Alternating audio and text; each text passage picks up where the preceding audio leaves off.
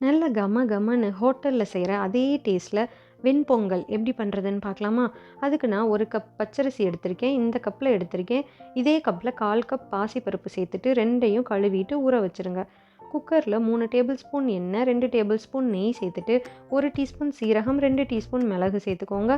மிளகு உங்களுக்கு குறைவா வேணுனா கம்மி பண்ணிக்கோங்க. கொஞ்சமாக முந்திரி பருப்பு சேர்த்து வறுத்துட்டு 1 கப் அரிசிக்கு 3 கப் தண்ணி சேர்த்துக்கோங்க.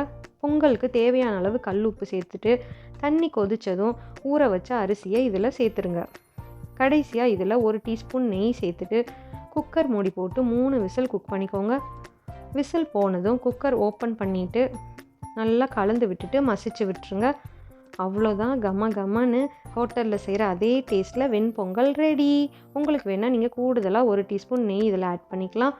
இதே மெஷர்மெண்ட்டில் நீங்களும் ட்ரை பண்ணி பார்த்துட்டு கமெண்ட் பண்ணுங்கள். Happy cooking, happy plate.